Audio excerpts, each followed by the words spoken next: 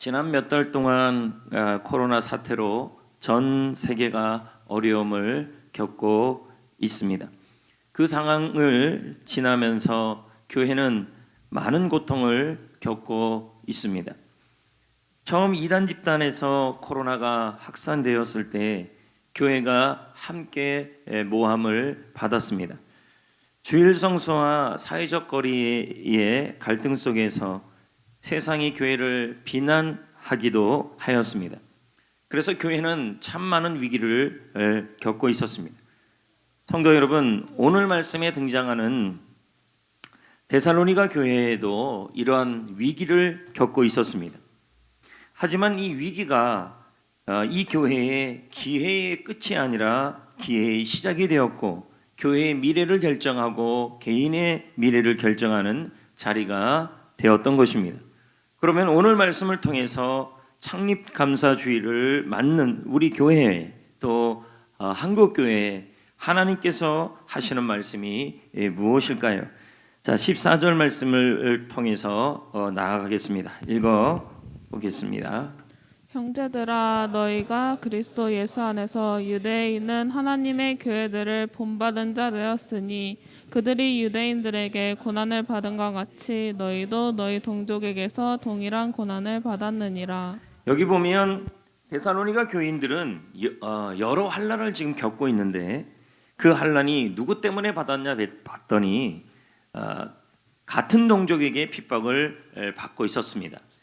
데살로니가 지역은 현재 그리스 지역이며 우리나라 서울 다음으로 큰 도시가 부산인 것처럼 그리스 지역에서 두 번째로 큰 도시가 데살로니가입니다. 이 도시가 얼마나 발달했는지 지금도 많이 발달된 지역입니다. 그런 가운데 교회가 세워져 있었고 그 교회 가운데 세워진 유대인들이 이 데살로니가 교회 성도들을 고난을 주고 박해를 주고 어려움을 주고 있었던 것이었습니다. 이와 같이 교회는 복음 때문에 핍박을 경험하고 예수를 믿는 것 때문에 환난을 받기도 합니다. 실제로 코로나는 한국 교회에 많은 어려움을 주었고 또 한국 교회는 위기를 맞고 있습니다. 하지만 위기는 한국 교회의 끝이 아니라 기회의 시작이 되고 미래를 결정하는 자리가 될 수 있음을 우리는 알 수 있는 것입니다. 헨드리 크리머라는 박사는 이런 말을 합니다. 코로나 상황에서 엄격히 말해서 교회는 항상 위기 가운데 있어야만 할 것이다.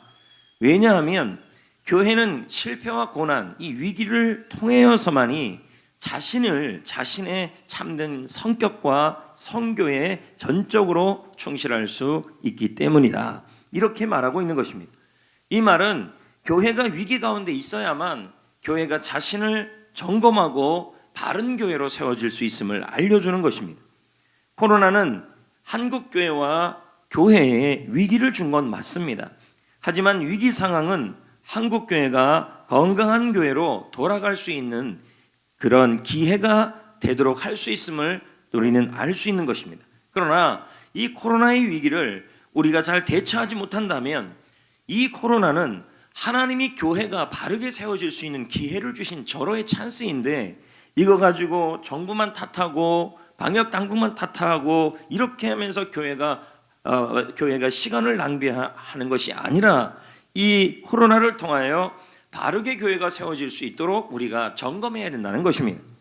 특히 데살로니가 교회는 굉장한 위기 속에 있었습니다. 교회가 풍전등화처럼 무너질 수밖에 없는 그러한 상황에서 바울은 자신이 직접 가서 데살로니가 교회를 섬겨야 되고 살려야 되는데 갈 수 없는 상황이 처해진 것입니다. 그래서 이 위기에 빠진 교회를 그 위기가 기회의 시작이 되고 미래를 결정하는 자신과 교회와 인생의 미래를 결정하는 그러한 기회의 시작이 되도록 하기 위해서 이 데살로니가 교회를 향하여 5가지의 방법을 얘기하고 있습니다. 그래서 5가지라는 것은 어게인, 다시 돌아가야 된다는 것입니다. 그 중에 하나가 2절 말씀에 등장하는 겁니다. 2절입니다. 읽어봅니다. 시작. 우리 형제 곧 그리스도의 복음을 전하는 하나님의 일꾼인 디모데를 보내노니 이는 너희를 굳건하게 하고 너희 믿음에 대하여 위로함으로.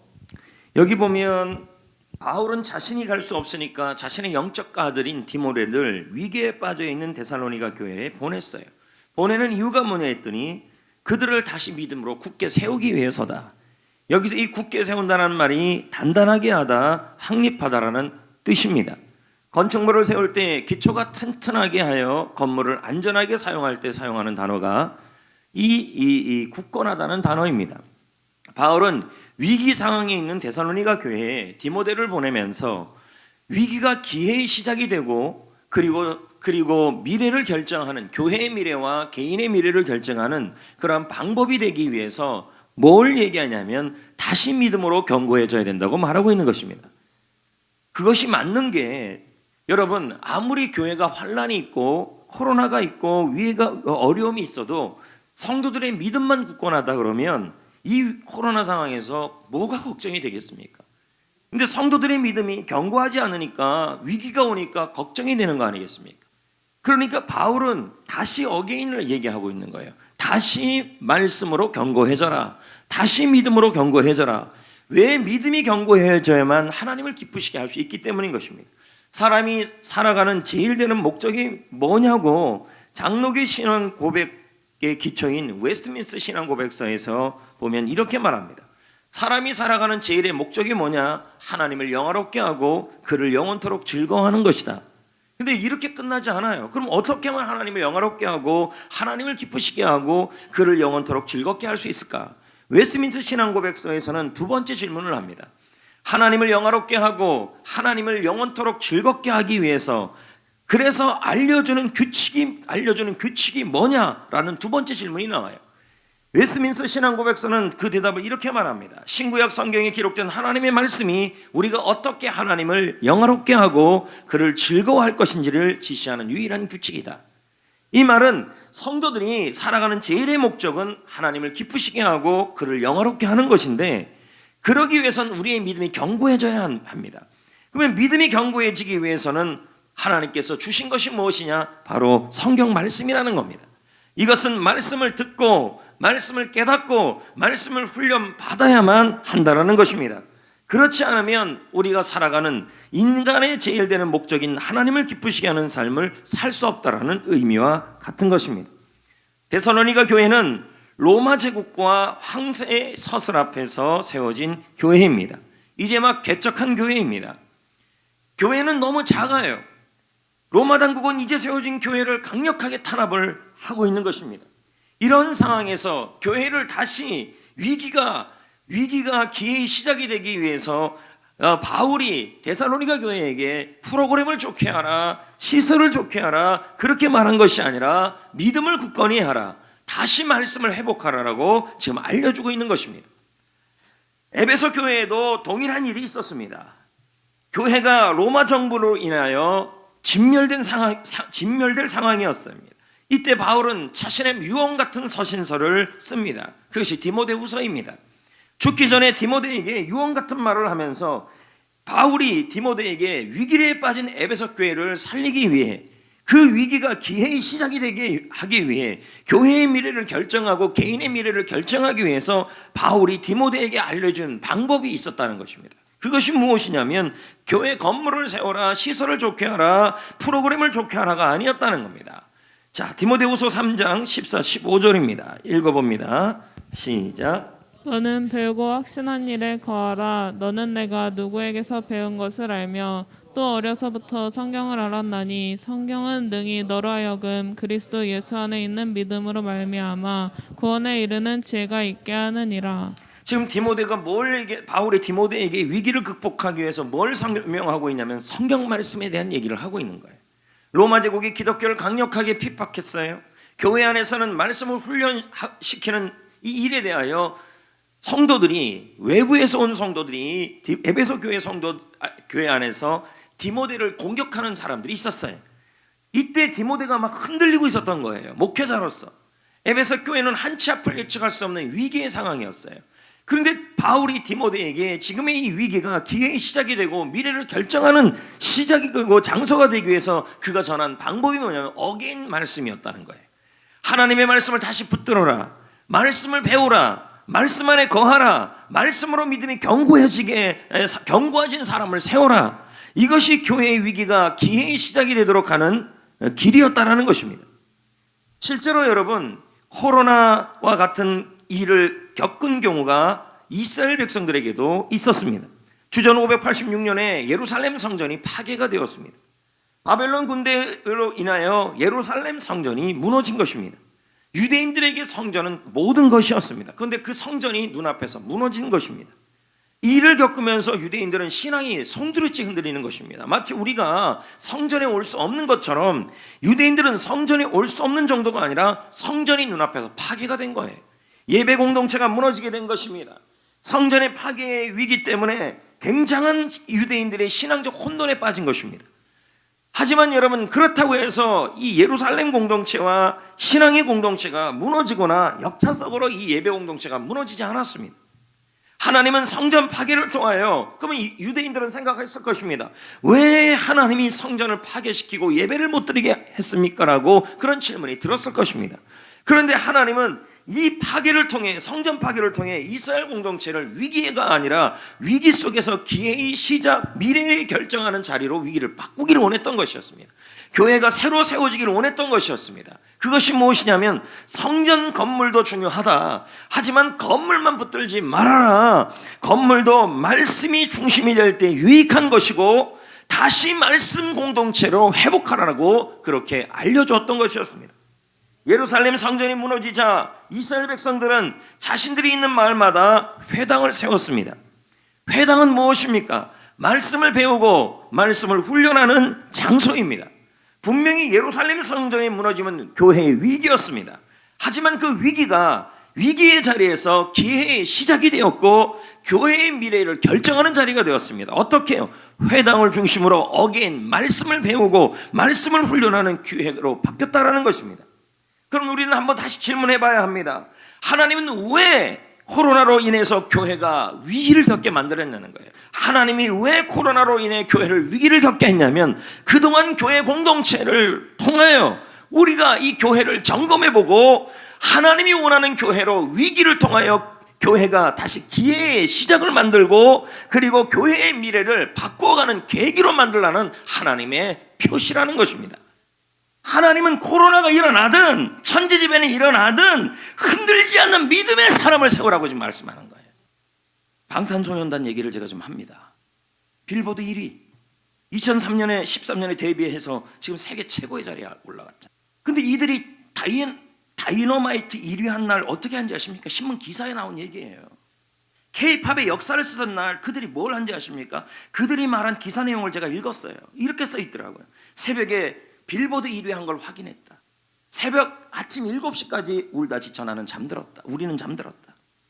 누군가 이렇게 말한다. 오늘 같은 날 빌보드 1위 한 이 날 하루는 쉬어도 되지 않느냐고 말한다. 하지만 우리는 늘 하던 걸 할 것이다. 또 연습하러 가겠다. 여러분, 이들이 2014년 데뷔한 이후에 지금까지 하루의 연습 시간이, 훈련 시간이 15시간이에요. 연습, 훈련, 초심. 요즘 청년들은 이 말을 다 구닥다리라고 얘기를 합니다. 인기 없는 말이죠. 그러나 방탄소년단이 코로나 위기에서도 지금 여전히 승승장구할 수 있었던 것은 그 구닥다리인 연습과 훈련이란 단어를 계속 붙들고 있었기 때문에. 하루에 15시간이에요. 15시간. 많은 팬들이 방탄소년단에게 열광하는 것은 그들의 무대의 모습만이 아니, 무대의 모습이겠죠. 그러나 그 모습이 있기 전에 무대 뒤에 구닥다리 같은 연습이 있었다는 거예요. 매일 15시간. 청년들은 방탄소년단에게 열광을 하죠. 그러나 그 무대의 모습에 열광하기 전에 청년들도 좀 깨달아야 되고, 여러분들도, 우리 교회들도 좀 깨달아야 하는 거예요. 무대 뒤의 모습이 필요하다. 세상이 교회를 향하여 칭찬하기 위해서 어떻게 해야 될까요? 세상이 교회를 향하여 칭찬하기 위해서 우리 역시도, 교회 역시도, 성도들 역시도 다시 한번 이 위기의 자리에서 말씀으로 훈련하는 이 구닥다리 같은 말을 다시 잡아야 된다는 거죠. 왜? 이게 원리니까. 근데 우리는 그 원리를 싫어하잖아요. 훈련에 참여하자 그러면은 그거 왜 하냐고 그러고, 훈련을 지속하자 그러면 싫다 그러고, 그리고 여러분 조금만 여러분 영적으로 방심하게 되면요, 조금만 영적으로 게으르게 되면요, 바로 영적으로 요요가 와요. 담임 목사인 이 권준호 목사도요, 조금만 수없이 훈련했다 할지라도 조금만 제가 영적으로 방심해서 기도 안 하고 말씀 안 보면요, 저 역시도 영적 지방이 옵니다. 기도 3시간 힘들어져요. 지금은 할 수 있어도 기도 2시간 힘들어지고 새벽 기도가 힘들어져요. 자신하지 말라고요. 과거에 몸짱했던 그 연예인들, 남자 연예인들 한번 보십시오. 먹고 싶은 거 다 먹고 방심했을 때 몸짱이 어디 있습니까? 뱃살이 나오죠, 저같이요. 저를 통해서 좀 깨달으라 이 말입니다. 지금 여러분, 우리의 미래가, 한국교회의 미래가, 성종교회의 미래가, 데살로니가의 미래가, 성도들의 미래가 오히려 행복하게 결정되려면 이 위기 속에서 기회의 시작으로 만들기 위해서 데살로니가 교회를 향해서 했던 디모데를 통해서 바울이 말한 바로 말씀으로 다시 돌아오라는, 믿음이 견고해지라는 그런 메시지가 있다는 거예요. 여러분, 저는 데살로니가 교회를 향하여 사도 바울이 위기가 기회가 되도록 하기 위해서 말씀으로 다시 돌아가라고 지금 말하고 있는 거예요. 우리도, 우리 교회도 그렇게 돌아가야 된다는 거예요. 할렐루야, 할렐루야. 두 번째 어게인이 있습니다. 다시 또 해야 될 일이 살전 3장 6절입니다. 읽어봅니다. 시작. 지금은 디모데가 너희에게로부터 와서 너희 믿음과 사랑의 기쁜 소식을 우리에게 전하고 또 너희가 항상 우리를 잘 생각하여 우리가 너희를 간절히 여기 보면 보고자 바울이 하는 데살로니가 성도들을 너무 보고 싶어 했어요. 근데 못 가요. 왜요? 상황이, 바울이 가면 큰일 날 상황이에요. 바울이 위험할 상황이니까요. 그런데 성도들도, 데살로니가 성도들도 바울을 몹시 보고 싶어 했어요. 그래서 다시 모이기를 소망했어요. 이 말은 데살로니가 교회가 위기가 끝이 아니라 그 교회의 미래가 결정하는 기회가 시작이 되기 위해서 뭘 해야 되냐면 서로 모여야 된다고 지금 말하고 있는 거예요. 그 모임의 시작이 뭐냐면 다시 예배라는 것입니다. 지난주에 예배가 인생의 결정구가 되라고 말씀을 드렸습니다. 내 인생의 예배를 묻거라, 내 자녀를 예배에 묻거나, 내 일터를 예배에 묻거나, 우리 교회를 예배에 묻거나, 그리하면 하나님이 인생을, 자녀를, 일터를, 교회를 하나님이 풀어주실 것이다. 모든 예배가 결정구가 되게 하라. 모든 예배를 간절히 드려나 내가 예배를 지키면 예배가 나를 지킬 것이다. 이렇게 말씀을 드렸어요. 지난주부터 오후 예배 숫자가들이 이제 회복되기 시작하더라고요. 여러분, 하나님이 여러분을 왜 자녀 삼으셨냐는, 여러분을 하나님이 자녀 삼으신 이유가 뭐냐는 거예요. 하나가 있는데 그게 뭐냐면 예배예요. 자, 에베소 1장 5절 6절 읽어봅시다. 시작. 예수 그리스도로 말미암아 자기 아들들이 되게 하셨으니 우리가 하나님의 자녀들이 된 거 아닙니까? 왜 그렇게 했다는 거예요? 6절. 이는 왜냐하면 그의 은혜의 영광을 영광을 뭐 하기 위해서예요? 찬송하기 예배하고 찬송하라고 여러분을 구원했다는 얘기죠. 할렐루야. 다시 여러분, 다시 지금의 이 데살로니가 교회, 또 에베소 교회, 이 위기가 기회가 되기 위해서, 여러분 미래를 결정하는 자리가 되기 위해서 여러분 우리 다시 예배의 자리로 모여야 하는 것입니다. 두 번째 어게인인 것입니다. 여러분, 그 예배의 시작이 하나님을 영화롭게 하는 시작인 줄 믿습니다. 세 번째 어게인이 나오는 것입니다. 그것이 바로 뭐냐면 셀입니다. 소그룹입니다. 여러분, 코로나19 재난과 관련된 신학 성경에 사건이 있습니다. 자, 교회사에 보면, 신학 성경, 구약 성경에 보면 지금 이 코로나와 같은 교회가 예배를 드리지 못하고 무너지는 상황은 있었습니다. 근데 이게 신학 성경 사도행전에 등장해요. 스데반의 순교로 예루살렘 교회가 박해가 시작됐어요. 가야바, 예수님을 사형 선고했던 빌라도의 가야바가 여전히 예루살렘에 존재하지 않습니까? 예수님의 제자들이 사도행전 교회를 이뤄갈 때 스데반이 복음을 전하다가 순교를 당합니다. 그러자 이 가야바를 중심으로 해서 유대인들과 또 사내리딘 공회와 빌라도를 중심으로 해서 이 기독교 단체에 대한 예배를 금지시켰습니다. 특히 주일 예배를 금지시켰어요. 그러자 보십시오. 지금 상황과 똑같지 않습니까? 그런데 이런 상황에서 이 사도들이 정부를 욕하고 가야바를 욕하고, 그리고 그렇게 하지 않았다는 거예요. 왜요? 그들은 제자였어요. 믿음이 영적 유아가 아니라 예수님에게 제자로 훈련받은 제자였다는 거예요. 그러니까 아무 문제가 되지 않았어요. 믿음이 견고하니까요. 그 구닥다리 같은 믿음 훈련을 받았다는 것입니다. 그런데 이 공동체가 대그룹이 모이지 않자 어떻게 됐습니까? 교회가 위기가 왔어요. 근데 위기가 왔는데 교회는 더욱더 부흥했다고 말하고 있어요. 정부가 예배를 못 모이게 했어요. 가야바가 예배를 못 모이게 하는데도, 예배를 못 모이는데도 오히려 교회가 생존이 아니라 부흥을 했어요. 위기를 기회로 삼았다는 거예요. 어떻게? 어게인이었어요. 다시 뭐로요? 셀 공동체, 소그룹 공동체를 붙잡았다는 거예요. 물론 한국교회는 구역이라는 소그룹이 있었습니다. 제가 전국으로 구역 집회를 다녀보면요, 거의 코로나 전에 구역의 모습은 유명무실이었어요. 대부분의 목사님들이, 대부분의 교회들이 뭘 중심으로 했냐면 예배당에 사람을 끌어모이는 성장을 추구했어요. 그래서 수평이동을 강조하고, 그래서 소그룹이 잘 모이지 않아도 별 신경을 안 쓰더라는 겁니다. 그런데 이 코로나 상황에서 엘렌 휘쉬 박사가 말하기를, 사람을 끌어모음으로써 외형적 성장을 일구는 데 집중했던 방식이 코로나에서 독특하게 나타나고 있다. 성도는 영적 가족이어야 한다. 그런데 지금 코로나 전에 목회와 교회는 어땠습니까? 가족을 만든 것이 아니라 소비자를 만들어 놓은 거예요. 그래서 엘렌 휘쉬가 말하기를, 가족이 아니면, 영적 가족이 아니면, 소비자이면 언젠가는 그 교회를 떠날 거라는 거예요. 그래서 다시 어게인 해야 된다는 거예요. 소그룹으로. 하나님은 코로나 재난을 통해 한국 교회를 재정비하도록 요구하고 있습니다. 그동안 예배당으로 사람들을 모으는 성장을 추구해 왔습니다. 사실 맞아요. 목회자들도 성도들도 똑같아요. 왜요? 제가 대화를 해보면 압니다. 목회자들도 성도들도요, 부흥이라고 불렀던 게 다 뭐냐면 사람 수가 늘어나는 거였다는 거죠. 이제는 여러분, 이런 단계가, 코로나가 아무 소용이 없음을 보여주고 있는 거예요. 수가 뭔 소용이 있냐고, 지금 이 상황에서요.